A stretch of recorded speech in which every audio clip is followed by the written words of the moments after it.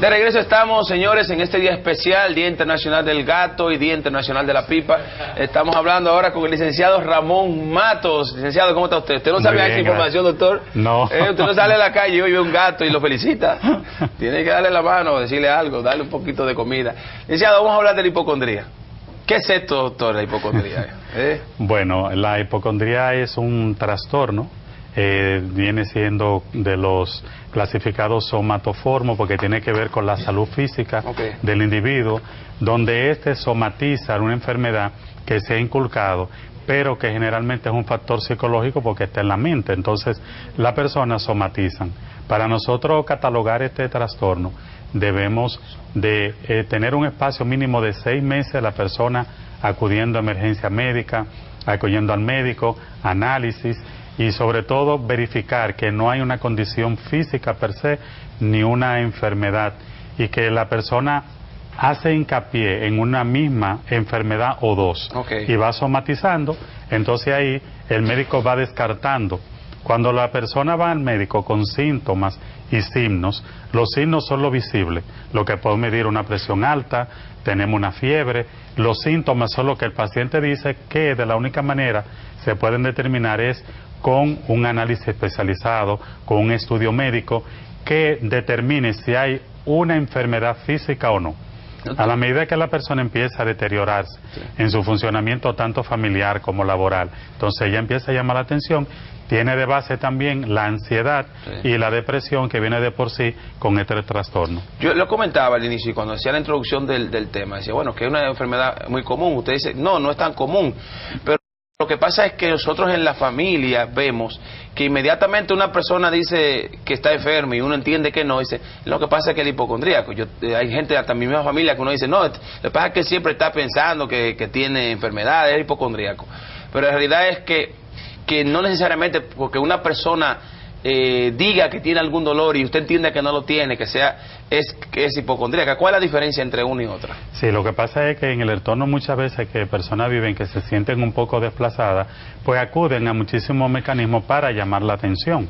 Entonces, precisamente si determinamos que una persona inmediatamente, a mí me duele la cabeza, a mí también, somatiza, porque ya es un hábito, una costumbre, pero la persona trabaja, la persona produce, vive en un ambiente familiar prácticamente estable, pues no es hipocondríaca. Sí puede tener algún rasgo, porque tenemos que determinar 6 meses mínimo con una persona que esté deteriorándose en su entorno. La familia se preocupa, no sale del médico, siempre está llamando la atención con aquejándose de una misma enfermedad. Siente el alivio cuando le dicen que físicamente esta persona no tiene nada, pero inmediatamente a los 2 días vuelve a lo mismo y es recurrente, entonces sí llama la atención.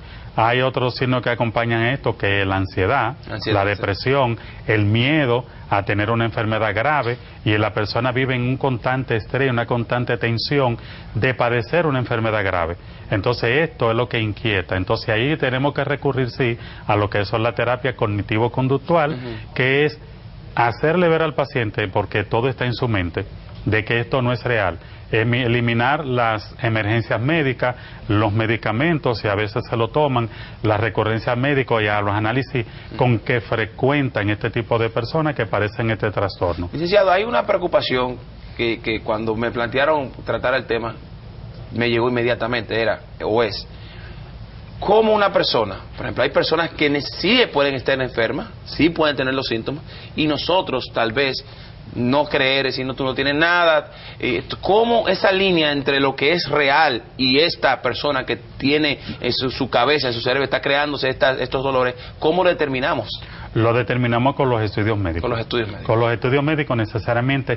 Lo primero que hay que descartar a nivel de estudios profundos médicos, ningún tipo de enfermedad existente. Puede ser que una persona haya padecido de cáncer y sienta algún síntoma, entonces por la depresión que del cáncer, la negación, el miedo a sufrir esta enfermedad, puede somatizar, pero ya hay una base médica de por sí, aunque haya rebasado una enfermedad, sí la persona entonces sí se le puede una terapia diciéndole que ya tú no padeces, que rebasaste porque esté viviendo un duelo de una enfermedad. Entonces, la idea es, en el hipocondríaco, es descartar todo tipo de enfermedad física que pueda tener la persona. Entonces, luego que ya se determina, ¿qué estudios primero, qué estudios se hacen, qué análisis se hacen para determinar qué es hipocondríaco? Bueno, lo primero es que el paciente arroja de qué está padeciendo, siendo irreal la enfermedad. Okay. Entonces, cuando se determina que no hay ningún tipo de tumor, por ejemplo, que no tengo un problema en un riñón, o que tengo la presión alta, que tengo problema en el corazón, cuando se va al especialista y se determina que no, y la persona recurre a otra enfermedad, se determina que no, entonces ahí sí vamos nosotros ya a lo que es la parte psicológica y a la parte psiquiátrica para los psicofármacos para bajar el nivel de ansiedad de este paciente. Ok, y entonces ya buscamos estos medicamentos que buscan bajar el nivel de ansiedad del paciente, porque la ansiedad es el síntoma mayor, ¿no? Sí, lo que refleja, porque el miedo a sufrir una enfermedad grave y de estar constantemente enfermo y que voy a morir y que estoy enfermo y ya yo dejo de trabajar, ya yo me deprimo, ya yo no quiero salir, ya no funciono en mi familia ni en la sociedad,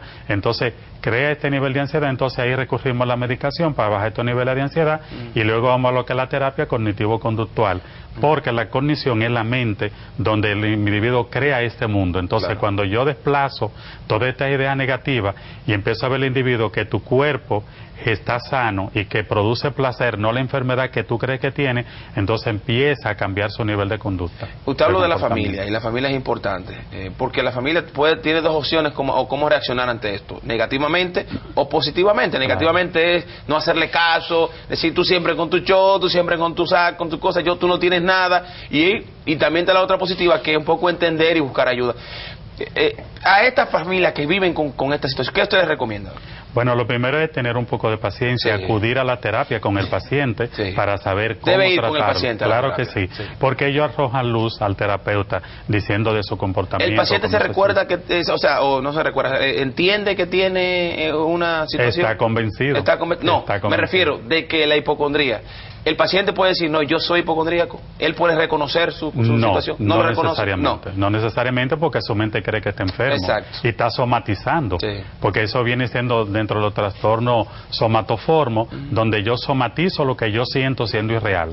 Y me duele, y lloro porque me duele, y me genero hasta una fiebre por la ansiedad que el organismo me está provocando, me duele la cabeza, me puede subir la presión, pero es un síntoma emocional. Yo leí, licenciado, que una persona es tan fuerte el tema de hipocondría, que puede ser que con toda esta, vamos a decir, predisposición a la enfermedad, uno se enferme realmente, o tenga realmente síntomas. Yo leí esto, ¿es tan cierto esto?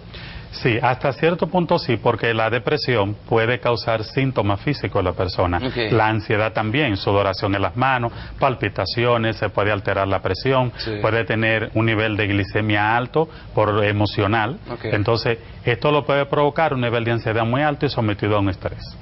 Pero no necesariamente la base es física por esto, sino mental. Y esto es lo que nosotros tratamos, la cognición del individuo, que luego venimos a la conducta para generar una conducta positiva dentro del comportamiento de la persona que está padeciendo este trastorno. Esto se cura, se trata esto y se trata, y la persona sí puede recaer en X tiempo, porque llamámoslo un periodo de remisión con los medicamentos y con las terapias. Luego la persona se consciente, puede salir del cuadro, pero si la persona se enferma realmente o padece un síntoma, puede recaer en esto. Entonces la mente viene y hace su función. Y hay que tener cuidado, doctor, porque también leía que muchos pacientes llegan hasta el suicidio por el tema de que nadie me entiende y que estoy enfermo y dice la única forma, y esto sucede en muchos casos. Sí, ya ahí vienen otras cosas, porque hay personas que se sienten bien llamando la atención, estoy enfermo, voy al médico, recibo el alivio, cuando el médico me dice no tengo nada, vuelvo a la semana.